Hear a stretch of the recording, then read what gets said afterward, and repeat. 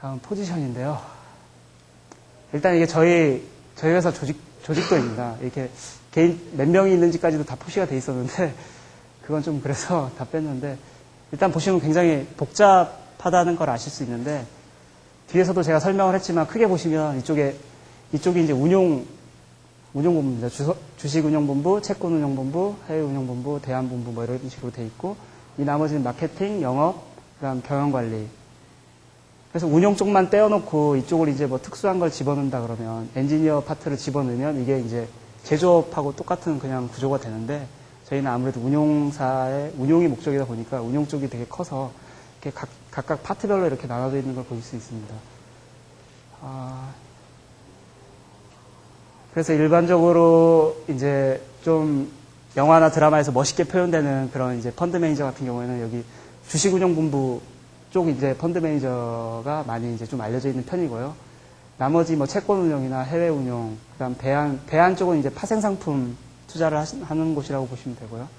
그다음 상품 개발은 이제 다양한 상품을 어떻게 개발을 할 것인가. 예를 들어서 중국이 그 차이나라는 그 상품이 이제 중국이라는 상품이 적합한가에 대한 이런 판단을 해서 이제 중국에 관련된 펀드를 런칭하고 이런 쪽이 여기라고 보시면 됩니다. 나머지는 이제 백업, 흔히 이제 후선부서라고 많이 얘기를 하는데요. 운용사의 주는 이제 이쪽 매니지먼트가 주가 되기 때문에 마케팅이나 영업, 그 다음에 경영관리본부 이쪽은 후선부서라고 많이 합니다. 이 정도로 알아두시고, 그 다음에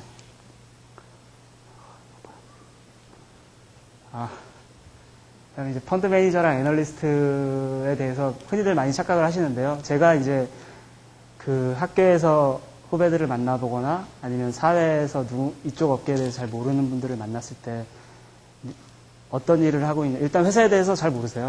그 신한 BNP 파리바 자산운용 다닌다 그러면 일단 이름이 길어가지고 잘 모르시고 일단 그 다음으로는 뭐 하는 회사인지 잘 모르시니까 이제 그러는데 거기서 이제 한 걸 더 나가서 네가 하는 일이 뭐냐 그러면 애널리스트입니다. 그러면 그게 뭐 하는 거냐 이렇게 나와가지고 정말 곤란할 때가 한두 번이 아니었는데 근데 이게 그냥 좀 관심이 없으신 분들만 잘 모르는 줄 알았는데 한 번은 저희 과 친구하고 이렇게 얘기를 하던 중에 그 친구도 잘 모르더라고요. 심지어 그 친구는 공인회계사까지 합격해서 이제 회사를 다니는 친구였는데 그 친구도 모른다는 걸 알고 나서 이걸 좀 넣어야 되지 않을까 하는 생각을 하게 됐습니다.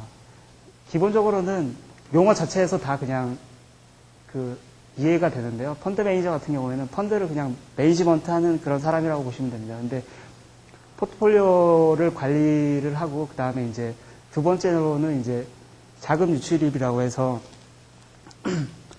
이건 좀 부수적인 역할인데요.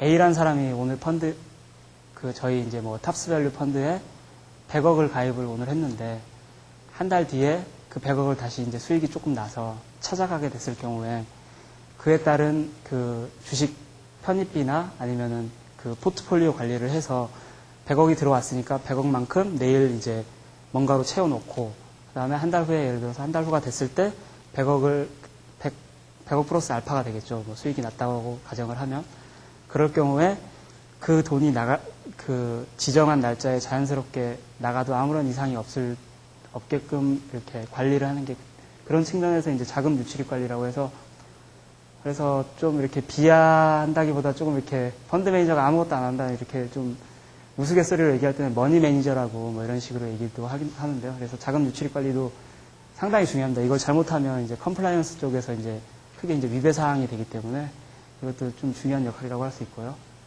애널리스트는 분석가죠, 분석가.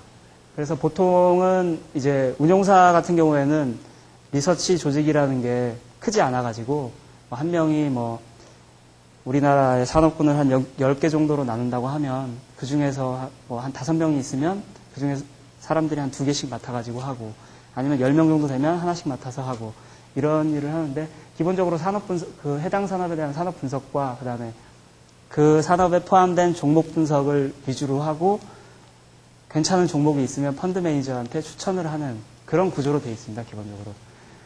그래서 성과 자체에서 보시면 펀드 매니저는 자기가 관리하고 있는 펀드의 수익률에 따라서 이제 그 성과 측정을 받고 애널리스트 같은 경우에는 본인이 맡고 있는 업종이나 본인이 추천했던 종목에 대한 그 수익률 가지고 이제 성과평가를 받게 되는 거죠.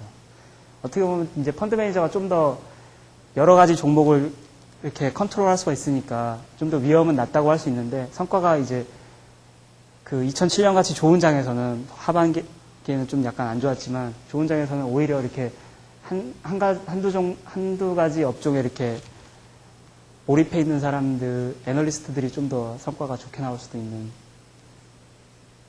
그렇습니다.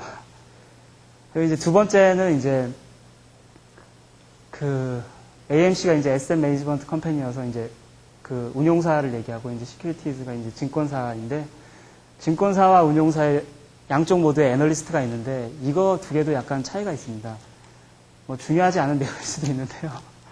이게 이제 그 운용사가 펀드 시장이 크기 전까지 한 2003년인지 2004년인지 정확하게 제가 말씀드리지 못해서 죄송하지만 아마 그 정도 시기에 펀드가 막 성장하는 시기에 운용사도 이제 내부에 그 리서치 조직을 갖고 가자 해서 이제 애널리스트를 이제 그 리서치 센터를 만들기 시작을 했고 그 전까지는 원래 없었는데 그래서 이제 그 이후부터 이제 양쪽 운용사랑 증권사 양쪽에 이제 애널리스트가 생기게 됐는데 좀 다릅니다. 일단 증권사는 흔하진 않지만 이제 혹시 주식 투자를 해보셨거나 이제 종목이나 아니면 회사에 대해서 관심이 있으신 분은 그 증권사 애널리스트가 이렇게 해당 회사에 대한 그 리포트를 발간한 걸 보실 수가 보셨을 것 같은데요.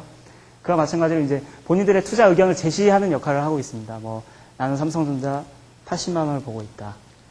거기에 대해서 뭐 의사결정은 본인들이 하는 거죠. 예를 들어서 제가 그 리포트를 봤다면 80만 원 보고 있는데 나는 90만 원 정도 보고 있어. 괜찮네 하고 살 수도 있는 거고 아니야 나는 단기적으로 한 50만 원 갈 것 같아. 그러면 이제 그거는 이제 제가 의사결정하는 거고 이 사람이 얘기한 대로 따를 수는 없는 건데 운용사의 이제 그 애널리스트는 직접적으로 이제 펀드 매니저한테 제시를 하고 그 종목이나 그 이제 산업에 있는 그 섹터가 그 포함이 됐을 경우에 자기의 성과에 영향을 미치기 때문에 이 사람은 의사결정을 내리는 사람이라고 생각할 수 있습니다. 그래서 양쪽 모두 다 애널리스트라는 그 포지션이 있음에도 불구하고 한쪽은 투자 의견을 제시하면서 대신에 고객이 이제 기관이라고 하면 뭐 운용사도 될 테고요. 아니면 국민연금 같은 그런 데도 될 테고 정통부 같은 뭐 그런 정부 자금을 운영하는 그런 데도 될 수 있습니다.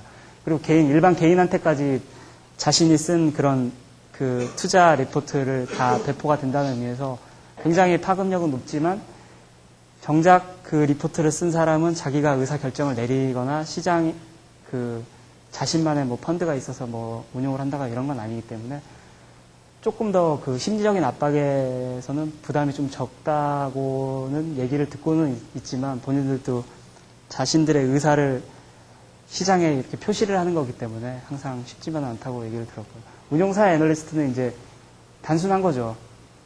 자기에 소속되어 있는 매니저한테만 의견을 제시하면 되기 때문에 어떻게 보면 고객 자체는 굉장히 협소하고 하지만 이제 투자 의사 결정을 본인이 확실하게 주장을 하면 그게 이제 바로 편입이 되고 펀드에서 그걸 일정 규모를 사게 되면 시장에 바로 그 가격으로 영향을 미치기 때문에 훨씬 좀 심정이 부담이 크다고 할 수 있습니다.